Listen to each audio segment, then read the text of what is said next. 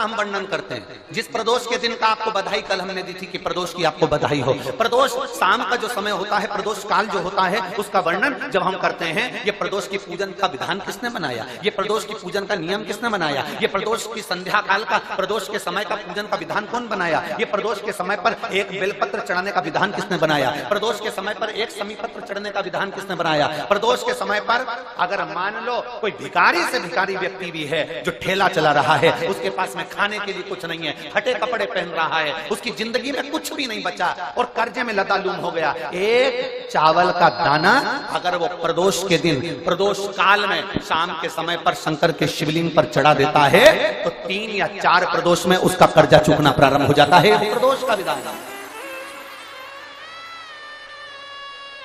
इतना, ये प्रदोष का वर्णन करा किसने, इतना प्रदोष की महत्वता बताई किसने, कौन करे इतना वर्णन। अगर प्रदोष की महत्वता बताने वाला कोई है, इसीलिए मेरे शंकर भगवान माता सती को लेकर कुंभज ऋषि के यहाँ, अगस्त ऋषि के यहाँ कथा सुनने के लिए गए थे, क्योंकि उनके बराबर कोई शंकर के महत्व को बता नहीं सकता और प्रदोष के महत्व को नहीं बता सकता। सती मैया को प्रदोष का महत्व बताने के लिए शंकर सती जी को लेकर कुंभज बाबा के यहाँ गए थे, अगस्त ऋषि, कि प्रदोष के महत्व को तो जानो सती,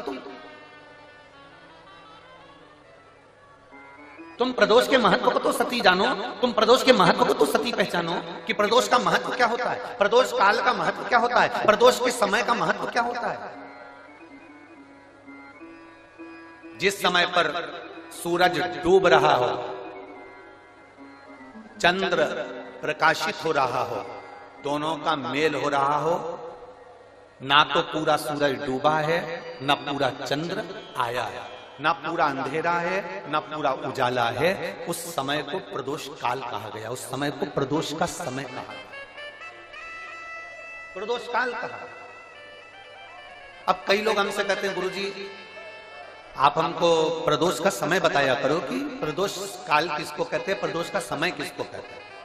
अब एक बात हम आप सबसे कहना चाहते हैं, जितने लोग आस्था चैनल पर सुन रहे हैं, जितने फेसबुक यूट्यूब पर सुन रहे हैं और जितने रेवाड़ी की इस पवित्र धरा पर कथा को सुन रहे हैं, आप सबसे एक बात कहना चाहेंगे,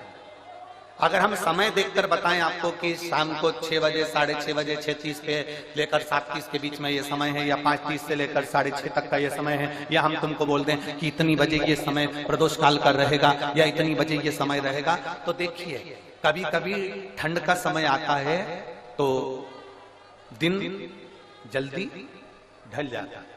कभी कभी गर्मी का समय रहता है तो दिन बहुत लेट ढलता है।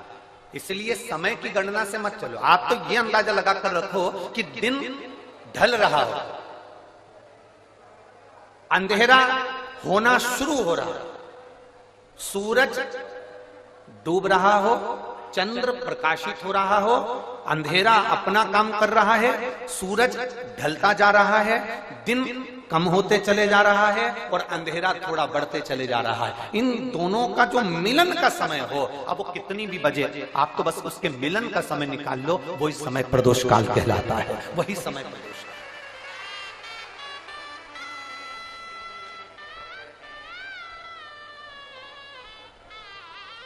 अब प्रदोष काल की पूजन का विधान किसने बनाया, कोई आपसे पूछे तो क्या बताओगे, जम के बोलो जल्दी से, कौन ने बताया था, अगस्त ऋषि। सबसे